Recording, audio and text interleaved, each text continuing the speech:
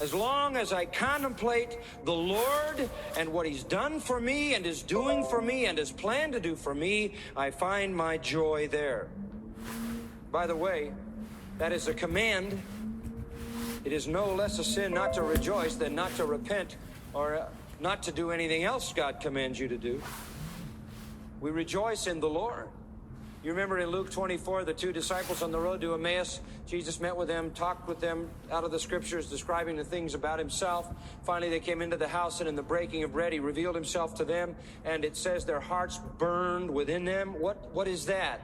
That's the burning heart that is the result of a relationship with the living Lord. It was in the joy of His presence that they experienced the burning heart.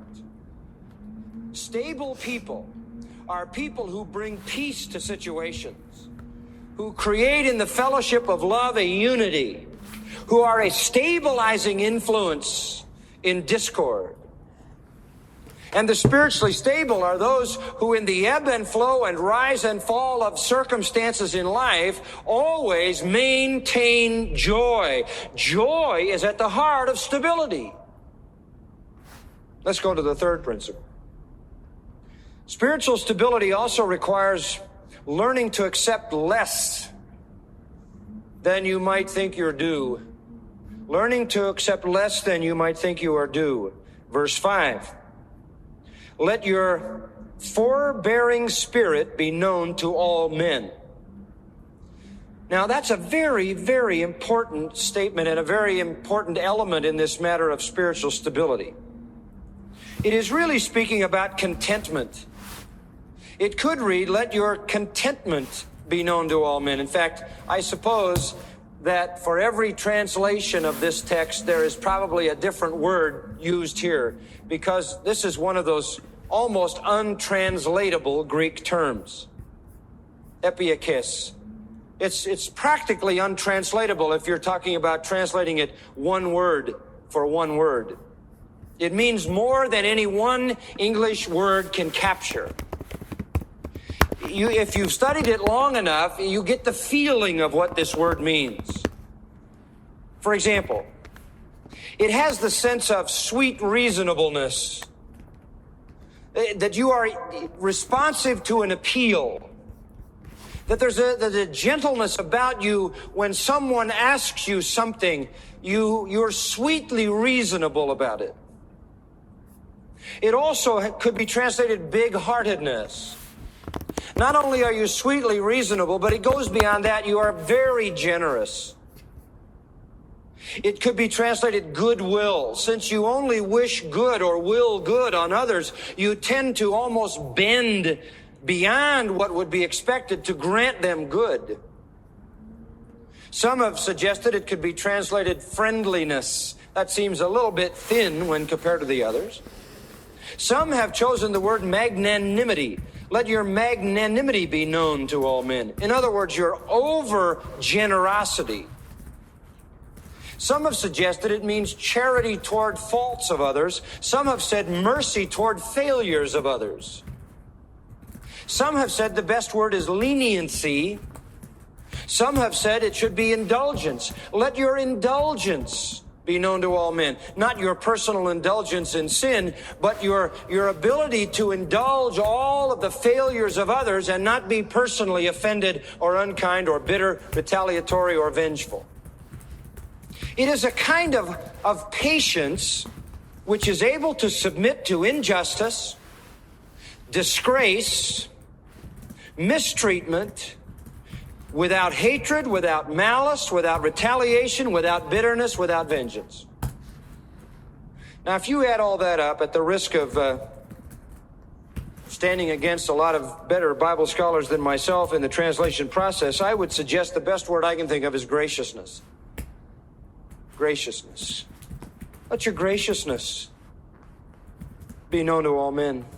Certainly in sweet reasonableness there is grace. Certainly in big-heartedness there is grace. Certainly in goodwill there is grace. Certainly in forbearing there is grace. Certainly in friendliness, magnanimity, charity, mercy, leniency, indulgence. You're demonstrating graciousness. And that word probably in a Christian sense embodies it. But there's another element to it that we have to go into to understand it. It is the graciousness of humility, which basically says, you may have offended me, you may have mistreated me, you may have misjudged me, worse than that, you may have misrepresented me, you may have maltreated me, you may have not given me what I deserve, you may have given me what I do not deserve, you may have ruined my reputation with some, you may have acted in hostility against me unjustly, I may be the recipient of your inequity, injustice, and mistreatment, but I humbly and graciously accept it. That's what it means. And again, isn't that exactly what the grace of God is like? You may have hated me. You may have been my enemies, God could say.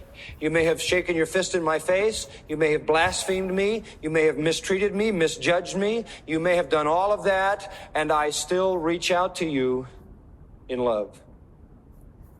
Boy, when you have that kind of an attitude, you're a stable person. Spiritual stability belongs to the humbly gracious. Let's use that phrase. Let your humble graciousness be known to all men. You don't demand your rights. You get into that kind of mentality and you will become an unstable person. The philosophical mindset of our day behind, say, the contemporary psychology that's infiltrated not only our country but the church, the philosophical mindset is primarily the mindset of existentialism. And existentialism basically says, bottom line, every man has a right to do whatever feels good. That's existentialism. By the way, existentialism is a reaction to humanism. Humanism made man a machine. Humanism says we're nothing but biological machines. And we really don't have choice, and we really don't have solutions to problems. We just function like an animal. And in a reaction to the humanistic, that's a materialistic humanism. Materialism says man is a machine. In a reaction to materialistic humanism came existentialism, which says, I don't buy that, man. I got dignity. I'm somebody. And so existentialism says, you are somebody, and you ought to feel good about who you are, and you ought to do whatever feels good. And so we talk about human dignity as a reaction to materialistic humanism, and we talk about the fact that man ought to be whatever he wants to be and do whatever he wants to do, and whatever feels good, you ought to do it. And therefore, what you get is massive self-centered pride and ego. With everyone wanting to react to materialistic humanism philosophically, though they don't see it as that, and be someone and be who they are, and that's who I am, and I have a right to what feels good to me. That's what existentialism says. That's the only value in existentialism, is do what feels good.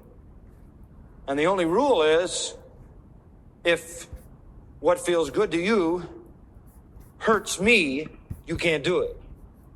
But if it doesn't hurt me, what's the difference? That's why you have homosexuals saying, why is homosexuality against the law? It doesn't hurt anybody. So that's existentialism. That's philosophical existentialism. If it doesn't hurt anybody, what's the difference? If it feels good to me and doesn't hurt you, then forget it. Well, AIDS has shot that argument down. Could end up destroying a whole generation of people. Sin always eventually hurts somebody else. But that's what's the mindset of our day. You got to feel good about yourself, elevate yourself, love yourself, develop yourself. And that kind of thinking is in the church to an incredible degree. I was listening to a tape today of a friend, Dr. Paul Brownback. And in this tape he was saying, and I hate to say this, but he said, I believe this is true, that if you and I went into a Christian bookstore and we pulled off the Christian books that are being written today and took highlight pens, and I highlighted everything that came out of Carl Rogers' self-love theory, and you highlighted everything in those books that came out of the teaching of Paul, I would run out of highlighters before you would. That's how insidious this is and how far into the church it's come. The cult of self-love, which means whatever feels good to me, whatever satisfies me, whatever builds me up, whatever gets me over my inferiority complex, whatever gives me a better self-image, whatever gives me better self-esteem, that's what I do. On the other hand, what Paul says is, be humble, Gracious, don't demand anything. Give charity to those who are committing crimes against you. Give mercy toward the failures of others. You'll be a stable person. You see, you cultivate all that self stuff and you don't create stability. You give them a never-ending trail to greater and greater instability and unfulfillment. Tragic. We are to be characterized by the right virtues. Spiritual stability comes when I have no demands for myself. Then if I get something, fine. If I don't, fine. If I'm treated a certain way, fine. If I'm treated this way, fine. Doesn't really matter to me. I'm not concerned about me. That's what makes Paul say, in whatsoever state I am, therewith to be what? Absolutely content. Why? Because Paul's not the issue. I'm not an issue. So I can have a forbearing spirit. I can have a gracious, big-hearted, magnanimous, humble, charitable spirit. That's stability. Boy, you can't get knocked off your pins. Some people live and die in that revolving door of listening to what everybody says about them and taking in personally every single thing that ever happens in their life and filtering it through their little ego process. And if it's wounded them in any way, they're in immediate instability.